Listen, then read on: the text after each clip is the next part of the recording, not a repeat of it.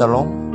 Selamat pagi saudara-saudari yang terkasih di dalam Tuhan Yesus Kristus. Selamat bergabung kembali di dalam renungan pagi hari ini.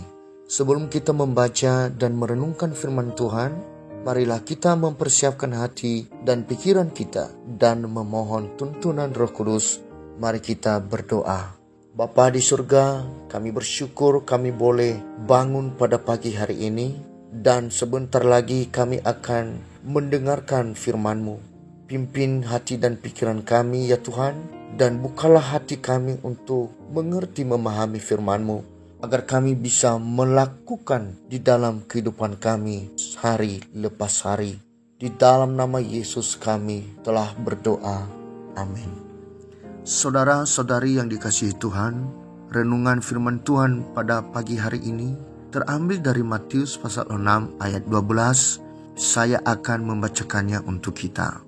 Dan ampunilah kami akan kesalahan kami, seperti kami juga mengampuni orang yang bersalah kepada kami.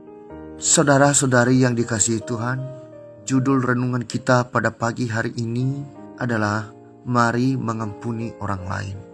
Saudara-saudari yang terkasih dalam nama Tuhan Yesus Kristus, dalam proses perjalanan kehidupan kita, banyak diperhadapkan dengan berbagai masalah, baik itu masalah yang kita lakukan kepada pribadi orang lain, maupun yang dilakukan oleh orang lain di dalam hidup kita. Masalah tersebut bisa saja berefek kepada kebencian, dendam, iri, dengki, dan lain-lain. Dan hal ini juga sering terjadi dalam kehidupan anak-anak Tuhan. Pagi ini kita diajar untuk belajar mengampuni. Saudara-saudari yang terkasih dalam nama Yesus Kristus, mengampuni adalah salah satu hal yang sangat sulit untuk dilakukan. Yesus mengajar murid-muridnya untuk mengampuni orang yang bersalah kepada mereka. Yesus memberikan teladan bagi kita, di mana ketika dia dihina, diludahi, dicaci maki, dicambuk, dia tidak memberikan perlawanan sedikit pun. Sebaliknya memilih sikap diam. Dan pada saat detik-detik kematiannya di atas kayu salib, Yesus mengampuni mereka, mengatakan, "Ampunilah mereka, sebab mereka tidak tahu apa yang mereka perbuat." Pengampunan kepada orang lain adalah hal yang harus kita lakukan. Mengapa?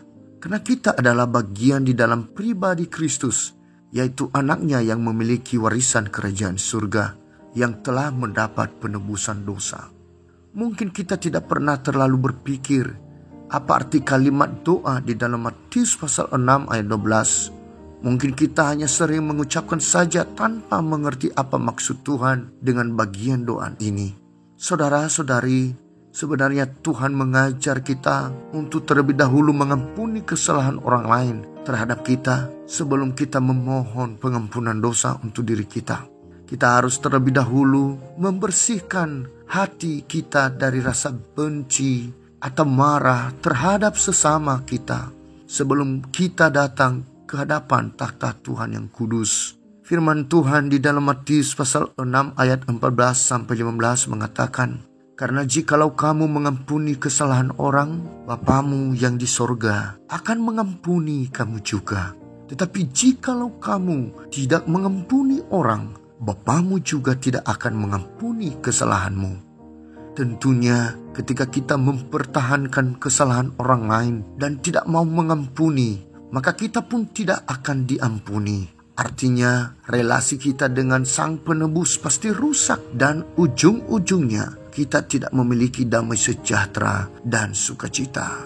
Mari saudara-saudari, siapkan hati Anda untuk mengampuni, seperti Yesus telah mengampuni dan menerima kita apa adanya.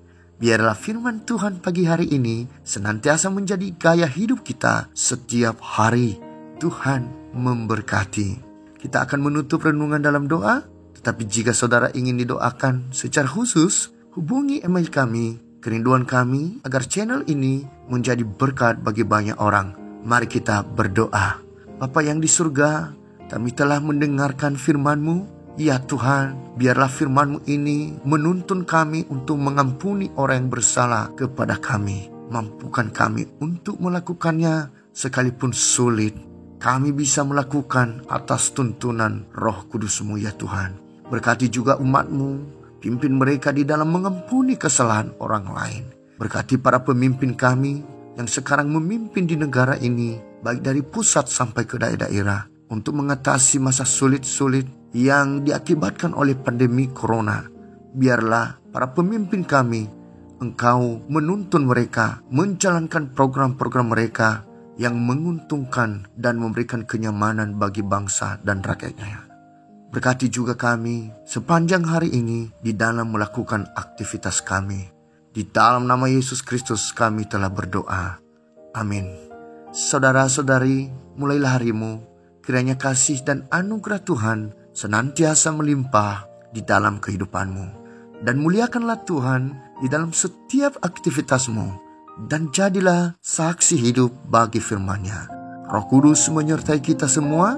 Sampai berjumpa kembali di renungan berikutnya. Tuhan Yesus memberkati.